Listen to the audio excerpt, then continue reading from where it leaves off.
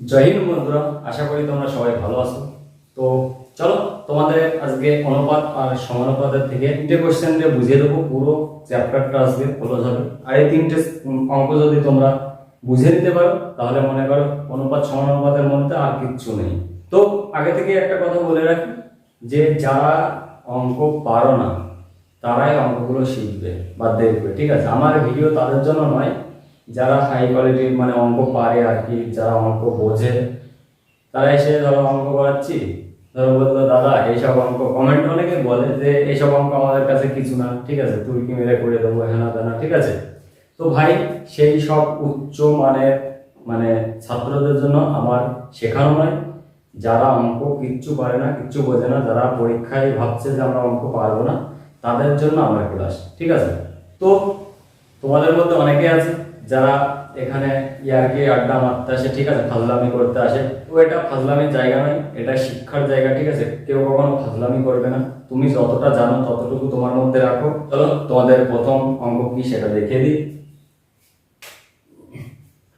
তো বন্ধুরা এখানে বলা হচ্ছে যে একটি ব্যাগে 1 টাকা 50 পয়সা ও 10 পয়সা সংখ্যার অনুপাত।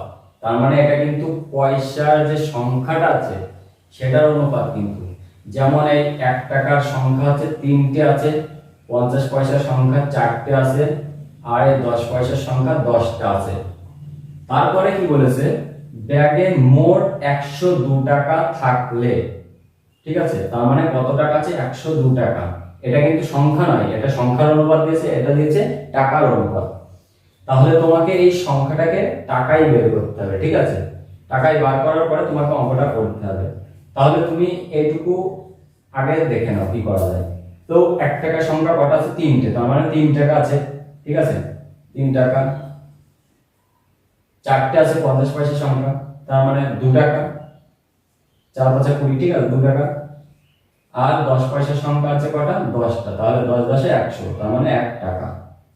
তাহলে আমার টোটালে কত হলো? 3 3 2 আর 1, 6 টাকা। তাহলে আমার টোটালে কত হলো? 6 টাকা। বুঝতে পারলে? এবার এই 6 সমান এই 102, তাহলে কি বলেছে?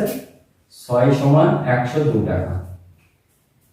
এবার আমার কি বলেছে যে 10 পয়সার সংখ্যা কত আছে। বুঝতে পারলে? এই 10 পয়সার অনুপাতটা কি দেওয়া ছিল? দেওয়া ছিল তো এই 10টা। তাহলে আমি 10 পয়সা যখন বলেছি 10 নেব ইনটু 10। 6 সমান 102 হলে তাহলে 10 সমান আমার কত আসবে? এটাই আসবে। এবার যদি আমার বলতো 4 পয়সা তোমার হচ্ছে 50 পয়সার সংখ্যা কত আছে, তাহলে আমি মিডিলেরটা নিতাম, এটা হচ্ছে 50 পয়সার সংখ্যা। যদি আমার বলতো 1 টাকার সংখ্যা কত আছে, তাহলে আমি এটা নিতাম। যদি আমার বলতো যে 1 টাকা আর 50 পয়সার সংখ্যা কত আছে, তাহলে আমি এই দুটো নিতাম। যদি 3টে আমার বলতো তাহলে আমি 3টেই নিতাম, ঠিক আছে। 3টিকে আমি যোগ করে দিতাম। তো আমার যেহেতু 10 পয়সার সংখ্যা বলেছে, তাহলে আমি লাস্টে 10 পয়সার সংখ্যা 10টা আছে, আমি 10টা নিয়েছি। তাহলে কাটাকাটি করে দাও, 6 17 102 ইকুয়াল টু 17 10 কে 170। তার মানে কি আছে? সংখ্যা আছে 170টা, মানে 10 পয়সার কয়েন আছে, ঠিক আছে। তাহলে আমার অপশনে কি কি ছিল? অপশনে দেখো কি দেখো, এটা 170টা কয়েন মানে সংখ্যা, এটাই রাইট অ্যান্সার, ঠিক আছে। এ और বি এর মাসিক আয় ও মাসিক ব্যয়ের অনুপাত যথাক্রমে 3:2 আর 5:3। তো 3:2 এটা হচ্ছে মাসিক আয়, আর 5:3 এটা হচ্ছে ব্যয়ের অনুপাত। তারা মাসে যথাক্রমে 1000 টাকা করে প্রতি মাসে সঞ্চয় করে, তার মানে এও 1000 টাকা সঞ্চয় করছে, বিও 1000 টাকা সঞ্চয় করছে। তবে বি এর মাসিক আয় কত? তো বন্ধুরা এখানে বি এর মাসিক আয় চেয়েছে, ঠিক আছে। আগে অঙ্কটা তোমাদের ভালো করে বুঝতে হবে। ওই যে হরগড়িয়ে যে আমি অঙ্ক বললাম বুঝলাম না, তাহলে অঙ্ক শিখতে পারবে না। আগে অঙ্ক কি বলছে সেটা আমাকে বুঝে নিতে হবে। তো বন্ধুরা তোমাদের এটা হচ্ছে মাসিক আয় আর এটা হচ্ছে ব্যয়। তাহলে এটা মাইনাস করলে, এটার থেকে এটা মাইনাস করলে আমরা সঞ্চয় পেয়ে যাবো 1000 টাকা। তাহলে আমরা করি শর্ট নিয়ম, 3:2 আর এটা কত 5:3। তাহলে এটার থেকে আমরা এটা ডিফারেন্স করলে আমরা এটা আমরা ধরবই না, কারণ আমার বি চেয়েছে, ঠিক আছে, বি চেয়েছে আমার বিটটা নিতে হবে। আর যখনই বলতো এ আর বি, তাহলে আমরা দুটোরই করতাম, আমরা সময় বাঁচানোর জন্য আমরা এটা বাদ দিয়ে রাখবো।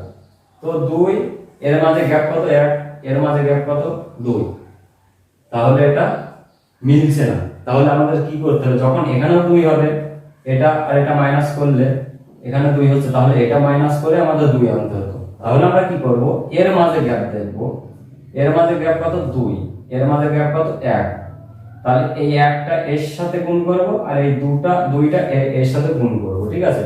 তাহলে এই যে গ্যাপটা আসলো এইভাবে, এই 2টা আমি 3 দুগুণে 6 আর 2 দুগুণে 4, তাহলে এটা চলে আসলো আমার আই।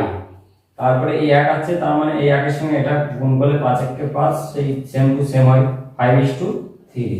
তাহলে এবার দেখো এর মাঝে গ্যাপ 1 আছে, এর মাঝে গ্যাপ 1 আছে, তাহলে মিলে যাচ্ছে 1 যখনই আছে, তাহলে 1 সমান কত, এই যে মাইনাস এই গ্যাপটাই তো এটা আই, এটা ব্যয়। তাহলে ব্যয়ের থেকে আই যদি মাইনাস করা হয়, আয়ের থেকে যদি ব্যয় মাইনাস করা হয়, তাহলে যেটা থাকছে সেটা সঞ্চয়। তাহলে 1000 টাকা বলেছে সঞ্চয়, তাহলে এই 1 সমান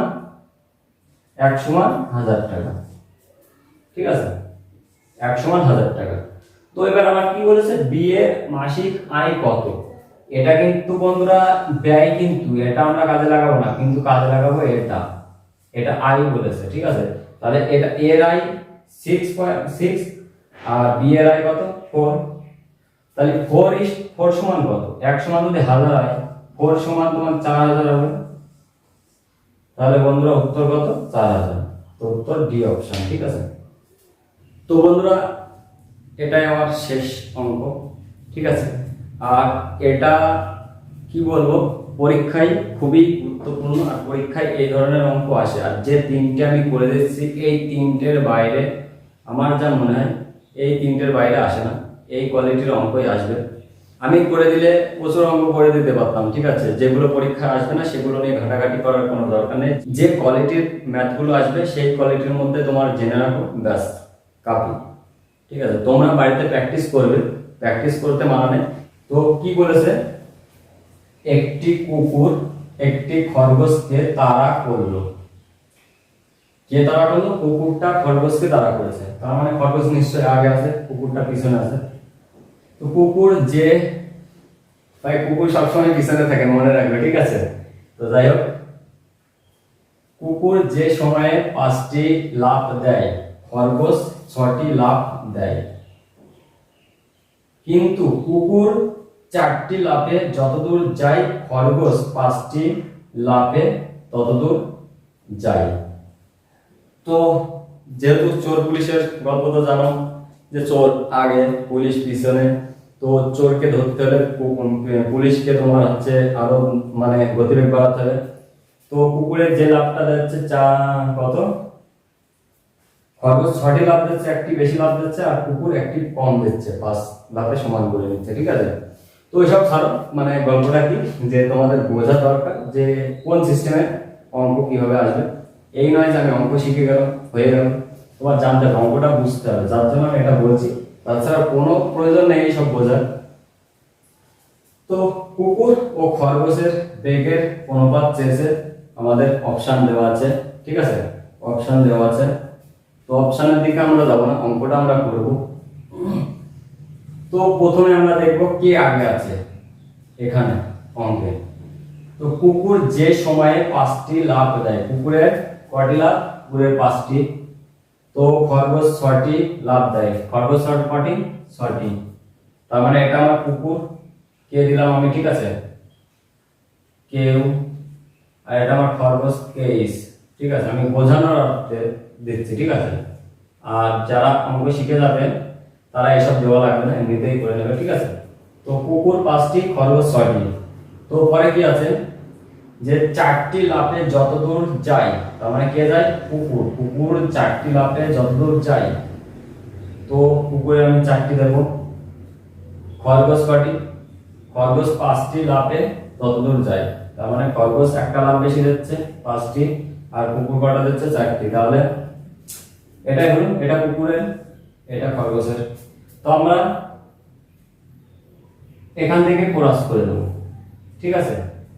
এখান থেকে ক্রস করে দিলে তোমার 5 × 5 = 25, ঠিক আছে? আর এখান থেকে 4 × 4 = 24, এটা তাহলে আমার 25:24। বুঝতে পারলে বন্ধুরা? এটাই আমাদের অ্যান্সার। তো বন্ধুরা, এই ছিল তোমাদের অঙ্ক। আর আশা করি তোমরা বুঝতে পেরেছো কিভাবে করলাম। তো যাই হোক, ভালো থেকো, সুস্থ থেকো, ভারত মাতা কি জয়।